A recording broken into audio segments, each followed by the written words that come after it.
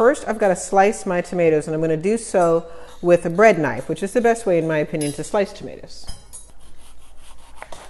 I'm going to liberally salt these on both sides. This is not the way my mama taught me to slice a tomato. I need to get my act together. There we go. My daughter found that very funny. Okay, so I'm going to slice these as I mentioned, and then I'm going to salt them on both sides very liberally because we want these to be well seasoned on their own. Simply lay down paper towel, then place your sliced green tomatoes.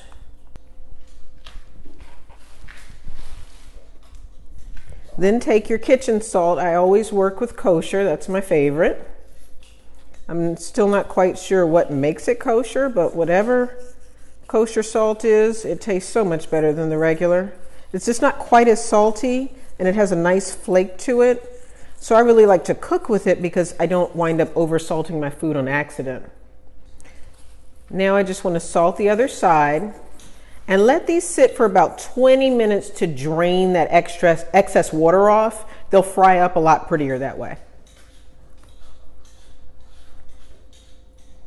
I've got yellow curry powder, dry mustard, dry garlic, salt, and pepper. I'm going to mix all of that into my flour.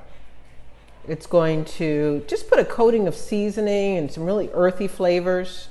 There's also a little cumin in here. All of that will be listed in the description so that you can see how much to use. Alrighty, in my buttermilk, we're going to add a little kick. One of my son's favorite ingredients, sriracha. There's going to be so much flavor on these things. It's going to be really delicious. But so that we don't overdo it, our Panko breadcrumbs are unseasoned. These are just out of the box Panko breadcrumbs. If you'd like to make your own dried breadcrumbs, check out vermillionlane.com where I have a recipe for those. We start with the dry because we want to take our tomato and get him or her nicely coated in buttermilk. I'm going to drop that with my dry hand in the buttermilk. Now I'm going to take my wet hand, stir my friend around until well coated, drop it in dry. Now I'm in my Panko. Again, do a nice firm pat. Right in the middle it goes. It's bubbling away. I know it's perfect. So I like to take a fish turner because it's nice and light and I can easily get right up under my tomato. So I'm going to go about the business of getting several more of these in. Remember not to crowd your pan because you don't want them to start steaming, and you definitely don't want this beautiful coating to fall off.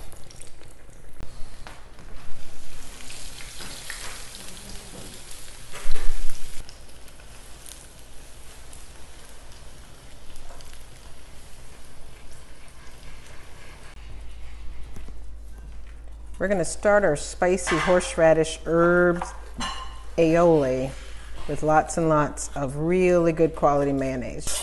To my mayo, I'm going to add a variety of herbs. Just go with whatever you have in your kitchen. I've got parsley, oregano, just a tiny bit of thyme and rosemary.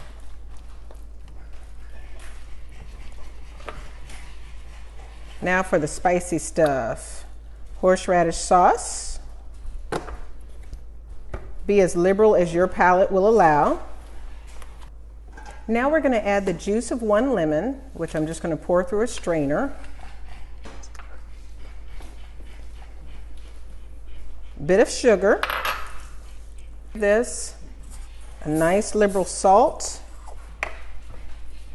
and plenty of pepper.